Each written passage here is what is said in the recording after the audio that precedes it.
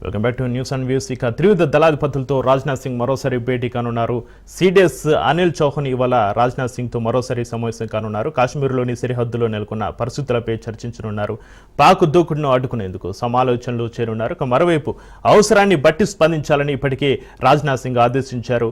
ఇక పాకిస్తాన్ భారత్ చావు దెబ్బతీసింది. పాకిస్తాన్ డ్రోన్ దాడులకు భారత్ ప్రతీకార దాడులు చేసింది. పాక్లోని 5 నగరాలను భారత బలగాలు టార్గెట్ చేశాయి. పాక్లోని 3 వైమానిక స్థావరాలపై భారత్ దాడులు చేసింది. రావల్పిండి, లాహోర్, ఇస్లామాబాద్ పేలుళ్లు జరిగాయి. లాహోర్లోని మిలిటరీ ఎయిర్ బేస్పై దాడులు చేశాయి. పాక్లోని జహంగీ ఎయిర్ బేస్పై భారత్ దాడులు చేసింది. నూర్ ఖాన్, మురైద్, రఫీకి ఎయిర్ బేస్లపై భారత ఆర్మీ విరుచుకుపడింది. దీంతో పాక్ ఎయిర్ స్పేస్ మూసివేశారు. అన్ని విమానాలను పాకిస్తాన్ రద్దు చేసింది. ఇక భారత్ పాకిస్తాన్ సరిహద్దు ప్రాంతంలో ఉధృత పరిస్థితులకు సంబంధించి చర్చిద్దాం. మనతో పాటు స్టూడియోలో మనకు అందుబాటులో ఉన్నారు మా ఇన్పుట్ ఎడిటర్ రామచంద్రరావు గారు. నమస్కారం అండి, జై హింద్. అదే రామచంద్రరావు గారు, అయితే పాకిస్తాన్ పదే కవింపు చర్యలకు పాల్పడుతుంది.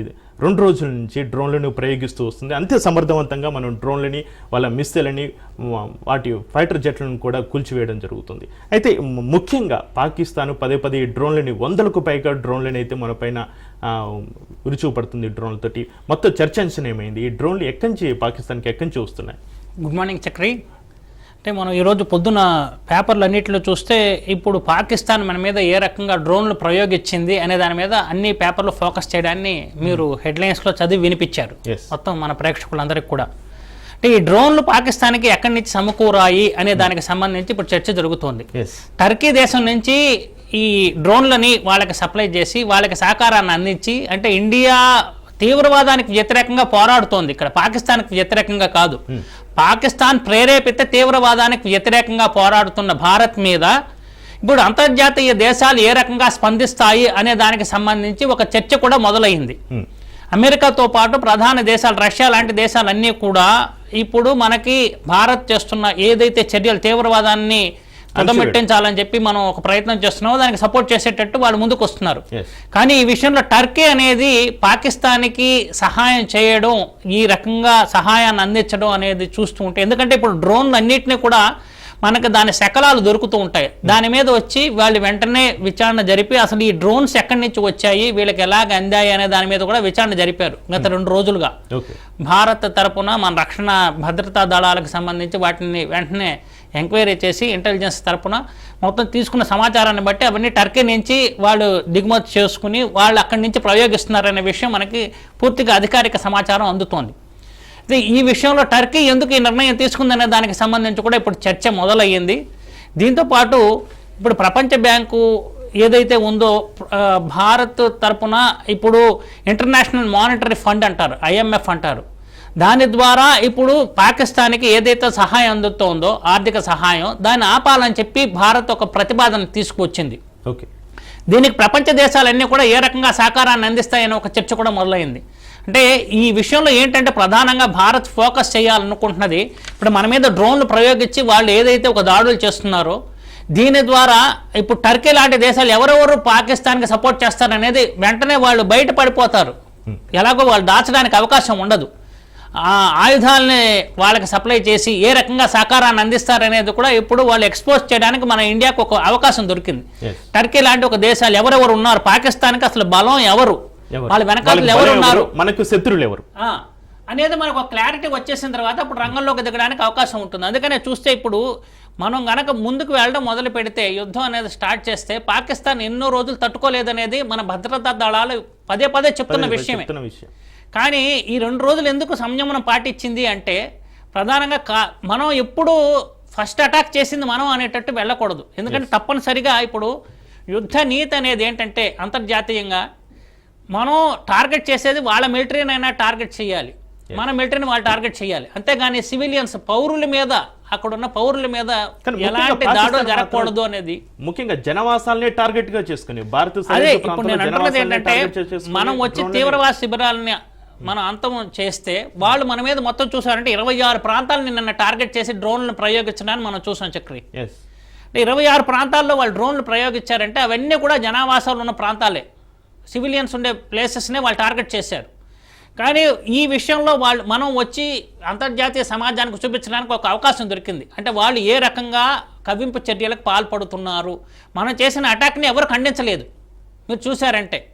ఎందుకంటే మనం చేసినవన్నీ తీవ్రవాద శిబిరాల మీద మనం అటాక్ చేసి ఆ విషయంలో మనం ఎవరైతే నిషేధిత తీవ్రవాద సంస్థలు ఉన్నాయో వాటికి సంబంధించిన ఆ క్యాంప్స్ మీద మనం ఫోకస్ చేసిన విషయాన్ని అందరూ చూశారు. దాని మీద ఎవరు పెద్దగా స్పందించలేదు.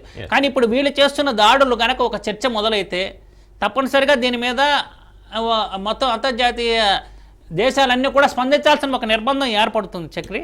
ఎందుకంటే ఇప్పుడు వీళ్ళు చేస్తున్న దాడులని, ఇప్పుడు డ్రోన్స్ ద్వారా మన మీద దాడులు ఏదైతే వాళ్ళు చేస్తున్నారో ఇవన్నీ కూడా జనావాస ప్రాంతాలు కాబట్టి ఏంటంటే 2-3 రోజులు మనం సంయమనం పాటించి, ఇప్పుడు ఈరోజు మనం కొద్దిసేపటి క్రితం మనం బ్రేకింగ్ న్యూస్ మీరు ఇప్పుడు చదివారు, మనం వచ్చి ఏ రకంగా రావల్పిండి అలాంటి కొన్ని ఎయిర్ బేస్లని మనం టార్గెట్ చేసాం.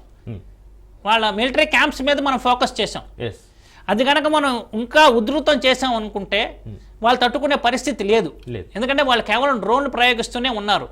మనం ఇప్పుడు వాళ్ళు వచ్చి 27 మందిని వాళ్ళు కాల్చి చంపిన తర్వాత ఒక అమాయకులైన వాళ్ళ మీద తీవ్రవాదులు ప్రతాపం చూపించారన్న తర్వాత మనం 14 రోజులు సైలెంట్గా ఉంటే వాళ్ళు దాన్ని ఎందుకు ఈ సైలెన్స్ అనే దాని మీద వాళ్ళు గ్రహించలేకపోయారు.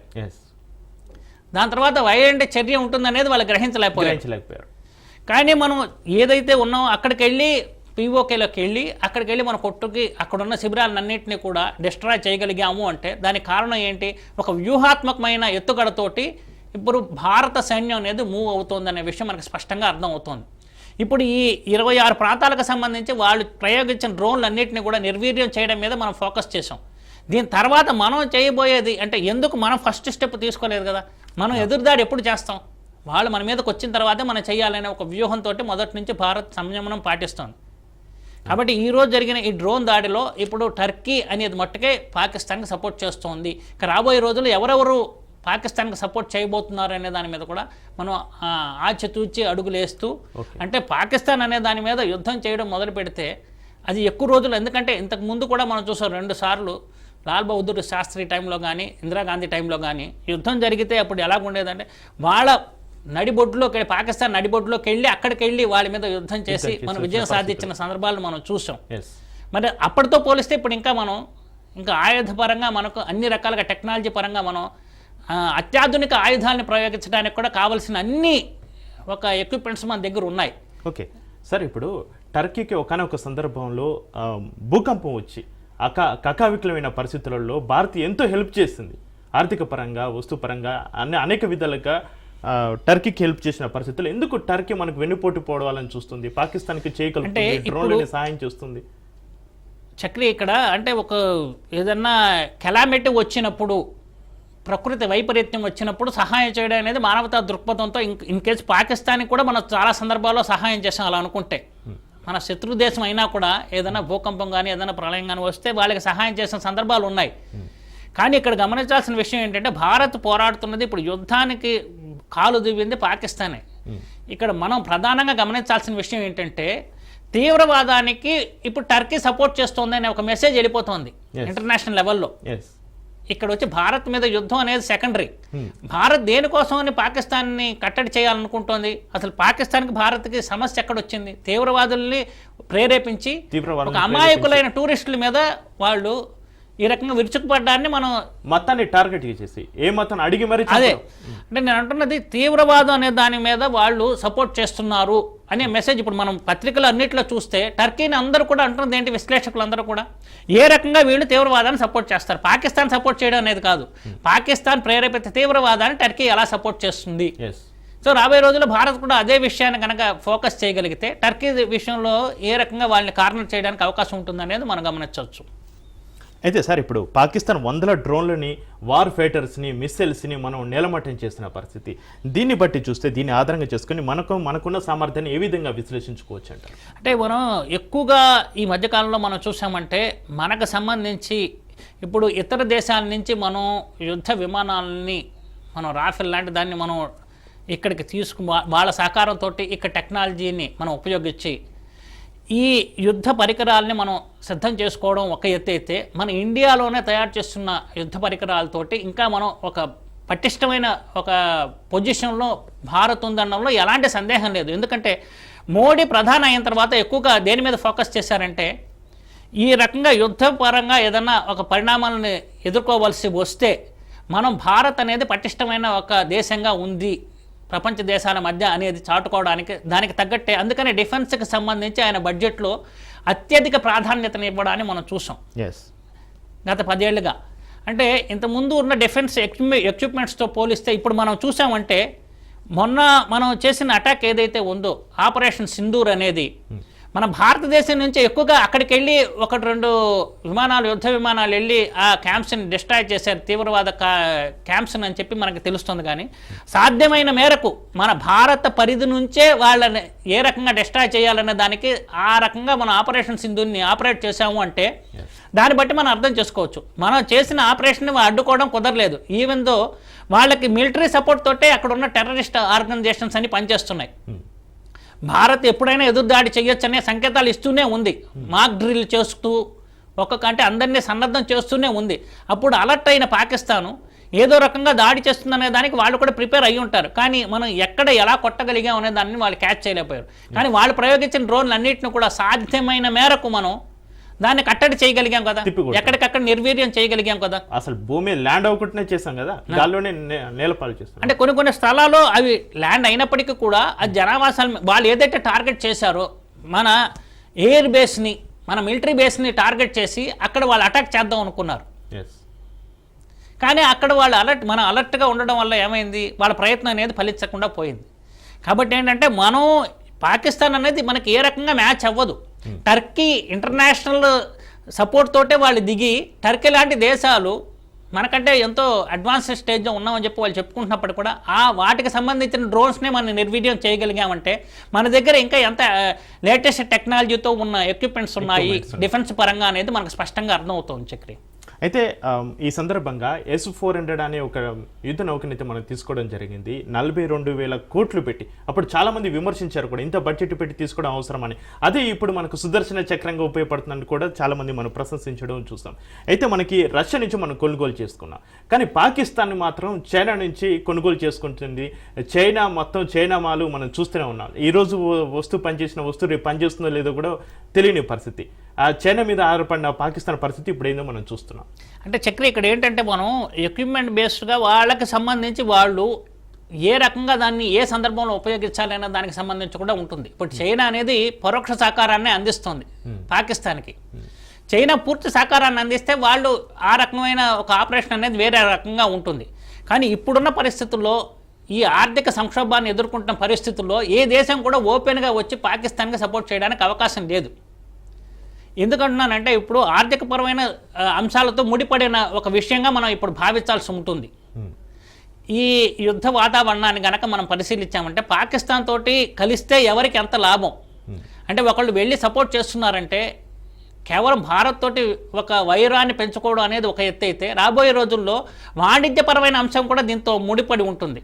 కాబట్టి చైనా అనేది సపోర్ట్ చేసింది, వాళ్ళు ఎక్విప్మెంట్ సప్లై చేస్తుంటే మొదటి నుంచి వాళ్ళు అలాగే చేస్తూనే ఉన్నారు.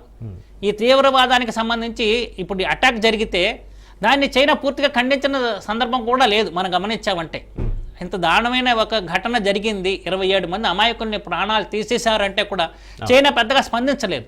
కాబట్టి ఇక్కడ మనం గమనించాల్సిన విషయం ఏంటంటే ఇప్పుడు మనం ఈ 2 రోజులుగా భారత్ ఎందుకు సంయమనం పాటించింది అంటే పాకిస్తాన్ అనేది ఏ రకంగా కవ్వింపు చర్యలకు పాల్పడింది, జనావాసాల మీదకి ఎలా వెళ్ళి సివిలియన్స్ మీద ఎలా అటాక్ చేస్తుందనే దాని మీద మనం ఫోకస్ చేసి ప్రజలు అంటే ఇంటర్నేషనల్ కమ్యూనిటీ అంతర్జాతీయంగా వాళ్ళని ఎక్స్పోజ్ చేయడానికి దీన్ని ఒక అవకాశంగా తీసుకున్నాము.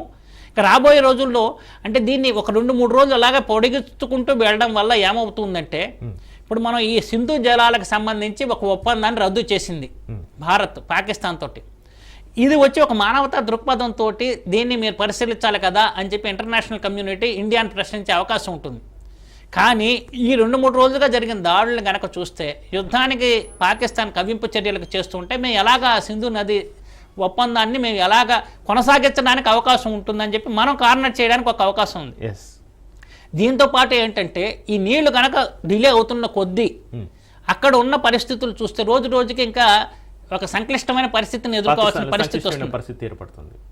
సో సంక్లిష్టం సంక్షోభం ఈ రెండిట్లో పాకిస్తాన్ కూరుకుపోయి వాళ్ళల్లో అంతర్గతంగా ఒక తిరుగుబాటు రావాలి అక్కడ పాకిస్తాన్లోనే పాకిస్తాన్లోనే అంతర్యుద్ధం అంతర్యుద్ధం స్టార్ట్ అవ్వాలనే ఒక ఉద్దేశంతో ఇప్పుడు భారత్ ఈ విషయంలో కొంచెం వెనక్కి తగ్గుతోంది. ఓకే, ఈ రకంగా మనం చూస్తే ఇప్పుడు యుద్ధం అనేది చేయడం మొదలు పెడితే ఇంకా అది ఎండ్లెస్, దానికి ఏదో ఒకటి తేల్చుకోవాల్సిన ఇప్పుడు పాకిస్తాన్ కు ముందు నొయ్యి అనుకో గొయ్యి అనే పరిస్థితులు ఉన్నాయంట. అవును, ఎందుకంటే ఒకవైపు లోపలే వాళ్ళకి అంతర్గతంగా వాళ్ళు ఎంతో సంక్షోభాన్ని ఎదుర్కొంటున్నారు. ఇప్పుడు ఇలాంటి పరిస్థితుల్లో యుద్ధం అనేది మొదలు పెడితే వాళ్ళు అసలు తినడానికే తిండి లేక రోజు రోజుకి అలమటిస్తున్న పాకిస్తాన్కి యుద్ధాన్ని ఎదుర్కొనే పరిస్థితి ఎక్కడ ఉంటుంది? ఇప్పుడు వీళ్ళు ఏదో టర్కీ సప్లై చేసిన ఎక్విప్మెంట్స్ని కొంతమంది వరకు కొన్ని రోజుల వరకు వాళ్ళు వాడుకునే అవకాశం ఉంటుంది. కానీ దాన్ని కొనసాగించేంత సామర్థ్యం, ఆర్థిక సామర్థ్యం అనేది ఇప్పుడు పాకిస్తాన్కి లేదు కదా. దెబ్బ మీద దెబ్బ అన్నట్టు ఒకవైపు పాకిస్తాన్కి బలూచిస్తాన్ నుంచి ఎదురు దెబ్బ తగులుతుంది, ఒకవైపు మన సైడ్ నుంచి ఎదురు. అదే నేను అంటున్నది ఏంటంటే ఇప్పుడున్న పరిస్థితుల్లో వాళ్ళు ఏ రకంగా ముందుకు వెళ్ళాలనే దాని మీద వాళ్ళకి క్లారిటీ లేదు. ఇప్పుడున్న పరిస్థితుల్లో ఈ సింధు నదిని జలాలను ఆపేసి మనం కనుక ఈ ఒప్పందాన్ని రద్దు చేస్తే దాని ప్రభావం అనేది పాకిస్తాన్ మీద అంతా ఇంత ఉండదు. అందుకనే మనం చూసామంటే అన్ని రకాలుగా పాకిస్తాన్ని కట్టడి చేయడానికి ఇప్పుడు మోడీ ప్రభుత్వం అనేది చాలా వ్యూహాత్మకంగా అడుగులు వేస్తుందనే విషయం మనం గమనించాలి. ఎందుకంటే పాకిస్తాన్ ఇంతకుముందు వచ్చి యుద్ధం చేసి వాళ్ళ దగ్గరికి వెళ్ళి వాళ్ళ నడిబొడ్డుకి వెళ్ళి కొట్టేసి వచ్చామని చెప్పి మనం 2-3 సందర్భాల్లో చెప్పుకుంటున్నప్పటికి కూడా అది లాజికల్ కన్క్లూషన్కి రాలేపోయింది. మనం వెళ్ళాము, దాడి చేసాం, ఒక బంగ్లాదేశ్ని విడగొట్టడానికి అంతకుముందు వచ్చి వాళ్ళ ప్రదేశంలోకి వెళ్ళి కొట్టి వచ్చాం, కానీ ఏంటి ప్రయోజనం అనే దానికి ఒక లాజికల్ కన్క్లూషన్ లేదు. కానీ ఈసారి మోడీ చేస్తున్న ఈ వ్యూహం ఏదైతే ఉందో మనం మోస్ట్ ఎక్కువగా ఫోకస్ చేస్తున్న విషయం ఏంటంటే మనకి పాకిస్తాన్ ఆక్యుపైడ్ కాశ్మీర్ ఏదైతే ఉందో దాన్ని మళ్ళీ భారత్ భూభాగంలో కలపడం అనేది ప్రధాన అజెండాగా మనకు కనిపిస్తుంది. ఎందుకంటే అక్కడి నుంచే కదా మనకి ఇన్ఫిల్ట్రేషన్ అంటే తీవ్రవాదులు చొరబాటు అనేది ఎక్కడి నుంచి మొదలవుతుందంటే ఆ పీఓకే నుంచి. ఆ పీఓకేని మనం కనుక పూర్తిగా స్వాధీనం చేసుకోగలిగితే ఇప్పుడు మనకి తీవ్రవాదం అనేది ఏదైతే పెద్ద సమస్య ఉందో దాని నుంచి భారత్ పూర్తిగా ఉపశమనం పొందే అవకాశం ఉంటుందనే ఉద్దేశంతో మోడీ ప్రభుత్వం మనం కనుక చూసామంటే ఆర్టికల్ 370ని సవరిస్తూ పార్లమెంట్లో బిల్లు ప్రవేశపెట్టిన రోజు అమిత్ షా ప్రసంగం, హోమ్ మినిస్టర్ అమిత్ షా ప్రసంగాన్ని కనుక మనం పూర్తిగా గమనిస్తే ఆయన కేవలం కాశ్మీర్ వరకే పరిమితం అవ్వలేదు. ఇప్పుడు మేము తీసుకుంటున్న చర్య మా అంతిమ లక్ష్యం ఏమిటంటే పీఓకేని మేము స్వాధీనం చేసుకోవడమే అన్నారు.